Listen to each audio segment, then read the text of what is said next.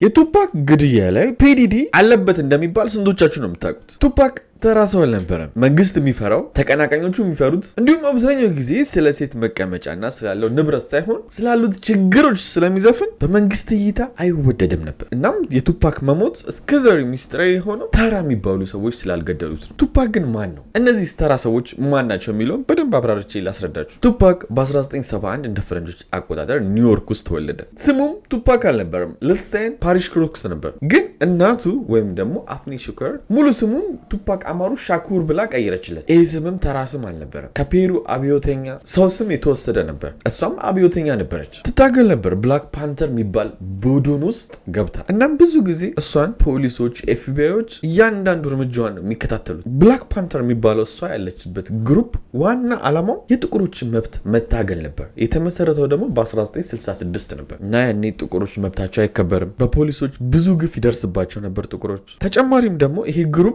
ለህፃናቶች ነፃ ምግብና ድህነትን ለመቀነስ ነበር የሚታገለው። ትግላቸው ግን በመንግስት ደረጃ ብዙም ተቀባይነት ስለሌለው እያንዳንዱ እርምጃዋን የአፍኒ ሻኩርን ወይም ደግሞ የቱፓክ እናትን ይከታተሏት ነበረ። እሷም ደግሞ ከልጇ ከቱፓክ ጋር ትግል ላይ ያለች ልጇ ይሄን ነገር ከሷ ይማራል። ስለ ጥቁሮች መብት፣ ስለ ፖለቲካ እየሰማ ዞር በል ሲባልም ተደብቆ እየሰማ ገና በትንሽነቱ በስሎ ነው ያደገው። እና ብዙዎች የሚመስላቸው ቱፓክ ሲባል ጋንግስተር የሆነ ቀማኛ የሚተኩስ ምናምን እንደሱ አይነት ማንነት ያለው ነው የሚመስላቸው ብዙዎች በልጅነቱ።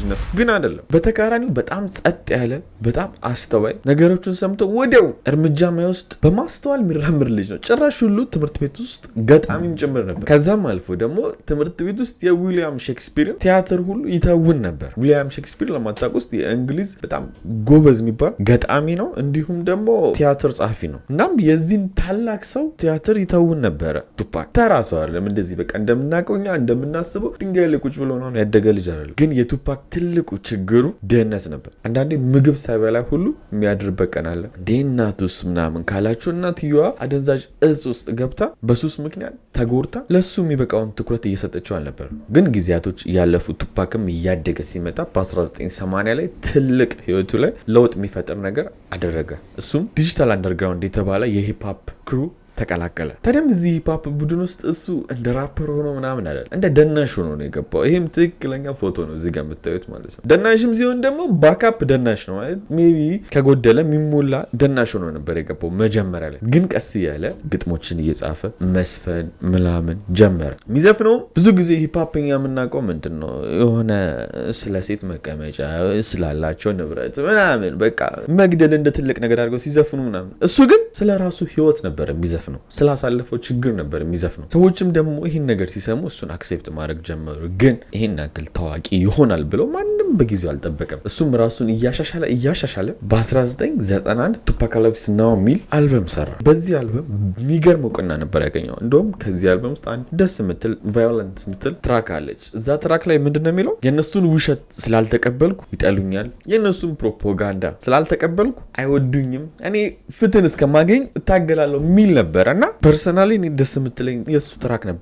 ግን ይሄ አልበም በፖሊሶች ወይም ደግሞ በመንግስት ደረጃ አልተወደደም ነበር። ሰዎች ግን በጣም ወዶለት ነበር። መስማት የሚፈልጉትን የተደረገባቸውን እያንዳንዱ ነገር ነው የሚነግራቸው። ፓርቲ፣ ጭፈራ ምናምን አይደለም ዘፈኑ። ጭራሽ ከአመት በኋላ አንድ ወጣት ፖሊስ ይገልና በጣም ቱፓክ መነጋገሪያ ይሆናል። ምክንያቱም ሰዎች ክርክር ማንሳት ጀመሩ። የቱፓክ ዘፈንን ሰምቶ ነው ይሄንን ፖሊስ የገደለው። ስለዚህ የቱፓክ ዘፈን መታገድ አለበት። ቱፓክ ለዚህ ፖሊስ መሞት ጥፋተኛ ነው፣ የሰራው ዘፈን ነው ተባለ። ይህም ደግሞ ምን አስነሳ? ሰዎች ዘንድ ጥያቄን አስነሳ። ቱፓክ ምን አይነት ዘፈን ሰርቶ ነው?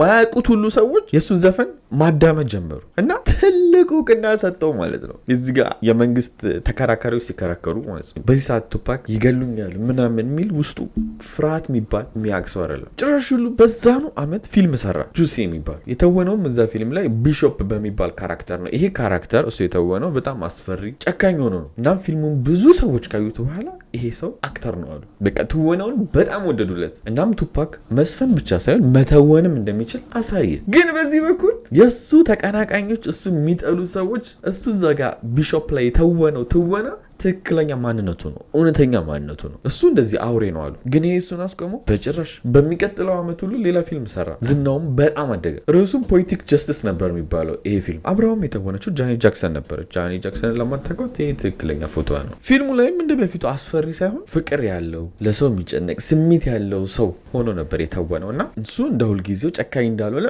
በሰዎች ዘንድ ትንሽ ታየለት። ግን ችግሩ እሱ እየባሰበት ነው ሄደው። ፖሊሶች ጋር ያለው ጥላቻ እንደዛው ነው። ከፖሊሶች ጋር ይጣላል። ትንሽ ቆይቶ ሁሉ የሐሰቱ ክስ ሁሉ ተከፍቶበታል። ፖሊሶች ላይ ተኩሷል ተብሎ ግን ብዙ ስም ስለነበረው ብዙ ጠበቃ ቆሙለት፣ ተከራክረውለት ፖሊሶቹ ሰክረው እንደነበረና በጊዜው ይዞት የነበረው መሳሪያም ህገወጥ እንደነበረ ፖሊሶች ከተረጋገጠ በኋላ ክሱ ቆመ። ይህ ነገር ለብዙ ወጣቶች ስለ ራሱ ሳይሆን ስለ ሰዎች እየታገለ እንደሆነ አሳየ። የብዙ ሰዎችን ድምፅ እየተናገረ እንደሆነ አሳየ። ዝናውም እንደዛው ያደገ ሲሄድ ኢንተርቪው ላይ ሲቀርብ ምንም እንኳን ለህዝቡ ብቆምም ህይወቴ አደጋ ውስጥ እንደሆነ ይታወቀኛል ይላል። ሊገሉትም እንደሚፈልጉ ሁሉ ይናገር ነበር። ነገሮች ከዚህ በኋላ ነው ለቱፓክ ጨለማ እየሆኑ የሚሄዱት። በ1994 ቱፓክ ወደ ኳድ ሪከርድ ስቱዲዮ ሲገባ 3 ሰዎች ይመጣሉ። ጌጣጌጡን፣ ገንዘቡን ሊዘርፉት ሞከሩ። ከወሰዱም በኋላ 5 ጊዜ በጥይት መጥተው ይዘሩታል። ሞቷል ብለው ነበር ያሰቡት። በጣም በሚገርም ሁኔታ አምቡላንስ ሳይመጣ እራሱ ተነስቶ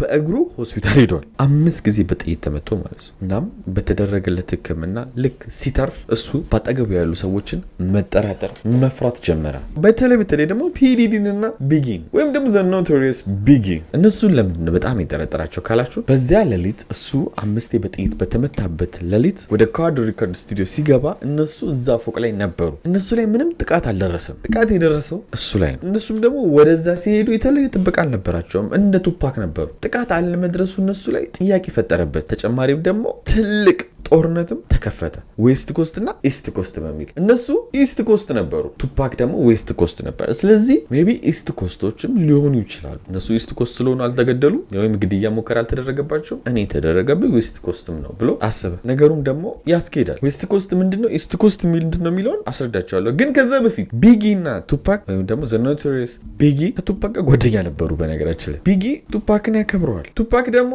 ቢጊን ይወደው ነበር። ግን ይሄ ግድያ ሙከራ ሁለታቸው መሃል ያለውን ፍቅር ብትንን ያደረገው። ቢጊ እዚህ ግድያ ሙከራ አልተሳተፍኩም ቢልም አላመነውም። በመሃላቸው ያለውን የኢስት ኮስት እና የዌስት ኮስት ጦርነት በደንብ ነው ያሰፋው። ታዲያ አሁን ጥያቄው ኢስት ኮስት ምንድን ናቸው ካላችሁ በምስራቅ ያሉ ከተሞች ናቸው። ስፔሻሊ ደግሞ ኢስት ኮስት የተመሰረተው ኒውዮርክ ውስጥ ነው። ኒውዮርክ ደግሞ የተወለደው ማን ነበር? ቱፓክ። ቱፓክ በትውልድ ኢስት ኮስት ቢሆንም ከጊዜያቶች በኋላ ወደ ካሊፎርኒያ ስለሄደ ካሊፎርኒያ ደግሞ ዌስት ኮስት ነው። እንደውም ቱፓክ የምታስታውሱ ከሆነ ለካሊፎርኒያ ሁሉ ዘፈን ዘፍኗል። ካሊፎርኒያ ይሄኛው ዘፈን የሱ ነው ማለት ነው። የዘፈነውም ለዛ ነው ዌስት ኮስት ውስጥ ስላለ ነው። ግን ወደሱ በደንብ በኋላ ላይ አስረዳቸዋለሁ። ግን ወደ ኢስት ኮስት እና ወደ ዌስት ኮስት ስንመለስ መጀመሪያ ሂፕሆፕን የጀመረው ኢስት ኮስቶች ናቸው። በ1970ዎቹ የተጀመረው በዲጄስ እና በስትሬት ፓርቲ ነበረ። ሂፕሆፕ መጀመሪያ ጊዜ ኢስት ኮስት ላይ የተጀመረው ማለት ነው። ግን ከ10 ዓመት በኋላ በ1980ዎቹ ዌስት ኮስት መጡ። እናም ዌስት ኮስቶች በጣም በቃ የሚገርም ተፎካካሪ ሆኖ ኃይለኛው ነው። ግን ሂፕሆፓቸው የተለያየ ነው። ኢስት ኮስት ለምሳሌ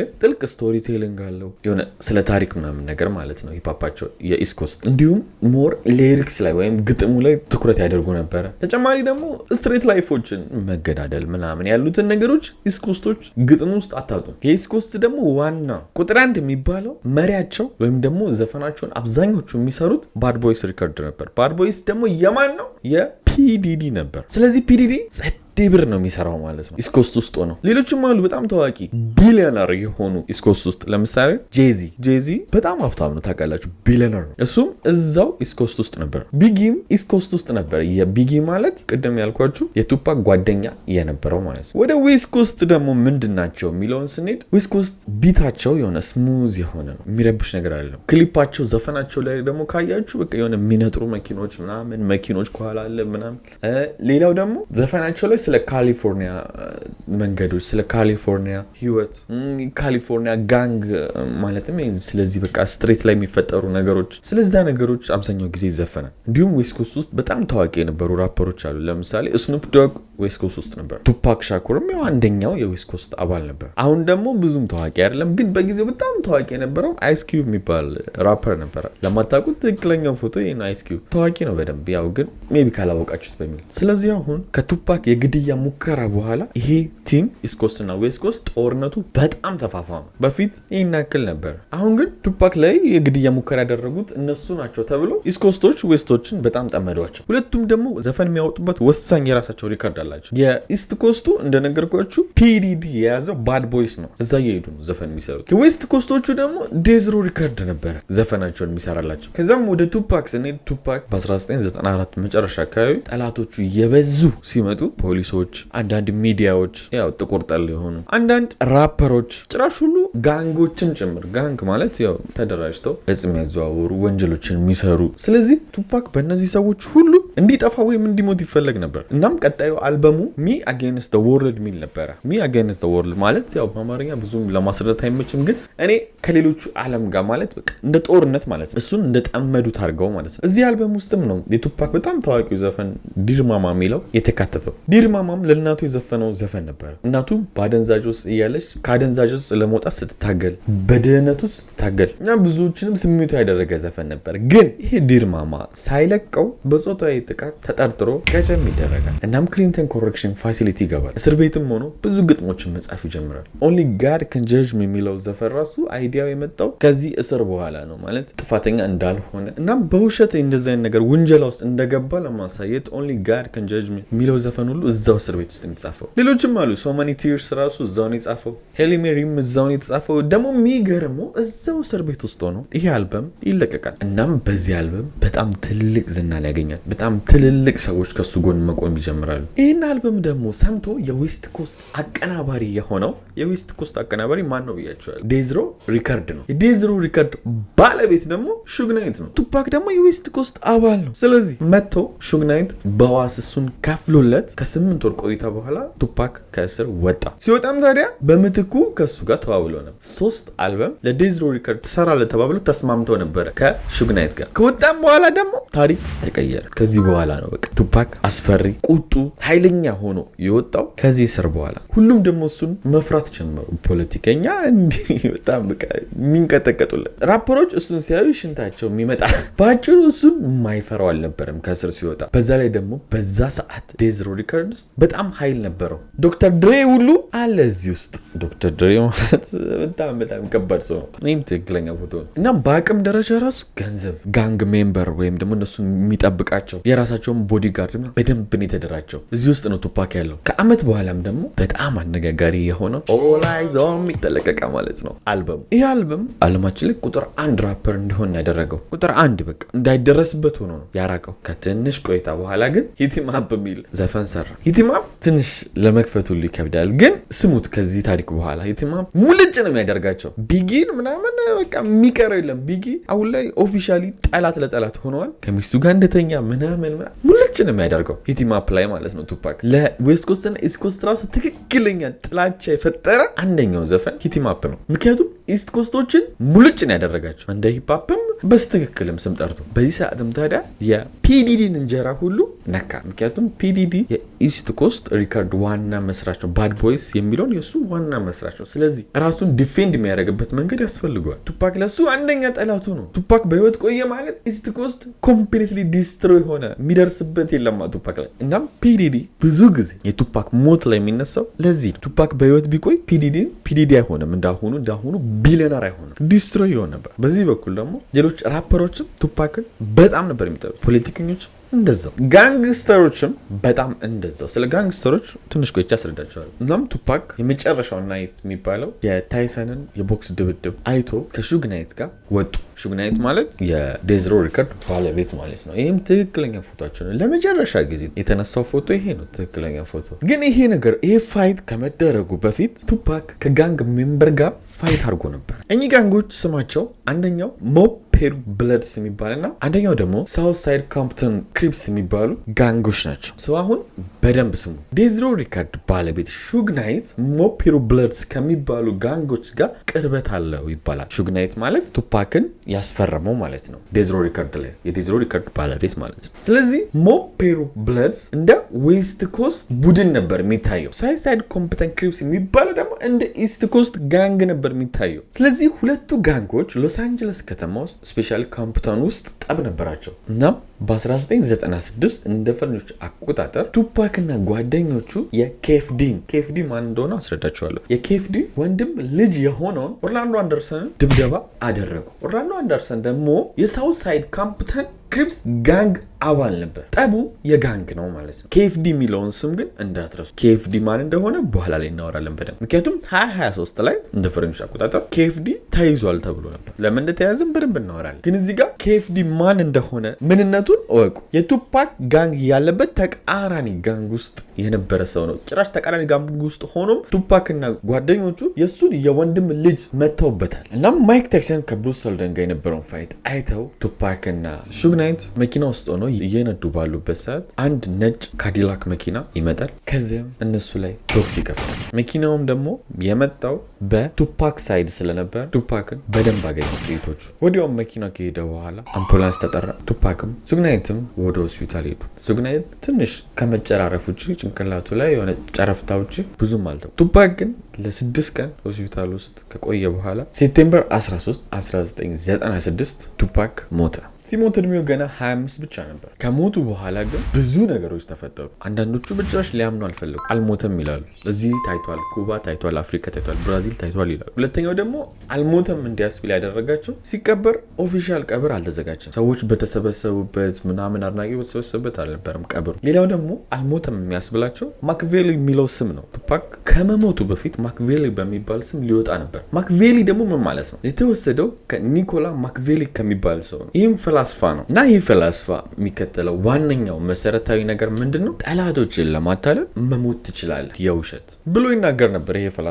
ስለዚህ ማክቬሊ የምትለዋን ነገር ከዚህ ወስዶ ነው እሱ አልሞተም የውሸት ነው ከጠላቶች ለመራቅ ብለው ብዙዎች ያነሳሉ። ሌላኛው ደግሞ አልሞተም የሚያስብላቸው ቱፓክ ከሞተ በኋላ በጣም ብዙ ዘፈን ወጥቷል የቱፓክ ግን እሱ አልበም ውስጥ ቱፓክ በነገራችን ላይ በ15 ደቂቃ ውስጥ አንድ ዘፈን ይጽፋል። ስቱዲዮ ውስጥ ከነበሩ ዘፈኖች እየወጡ የተሰሩ ናቸው ከሞተ በኋላ። ለዛም ብዙ ዘፈን እንዴት ወጣ ብለው አይ አልሞተም በቃ ብለው ያነሳሉ። አሁን ጥያቄው ቱፓክ እንደነገርኳችሁ ይሄ ሁሉ ጠላት አለበት፣ ግን ማን ገደለው ነው? ኬፍዲ 2023 ላይ እንደ ፈረንጆች አቆጣጠር መጽሐፉ ላይም ኢንተርቪው ላይም ተናግሯል። ምን ብሎ? ኬፍዲ ትክክለኛ ፎቶ ነው ቱፓክ ላይ የተኮሰው ካዲላክ ነጩ ካዲላክ ውስጥ እኔ ነበርኩ ግን አልተኮስኩም ብሎ ማለት ነው። እናም ፖሊሶች ሲመረምሩት ኬፍዲ ቅድም ብያቸው ነበር እንዳትረሱት ብያቸው ነበር የወንድሙ ልጅ ቱፓክ ፋይት ውስጥ ይሄ የማይክ ታይሰን ከመግባቱ በፊት የጋንግ ጠብ ነበረ ብያቸው እዛ ጠብ ላይ ተሳትፎ ነበረ። ስለዚህ ቱፓክ የኬፍዲን የወንድሙ ልጅ እዛ ጋንግ ላይ መቶት ነበር። እናም ለዛ ነው እዛ መኪና ውስጥ የተገኘው ብለው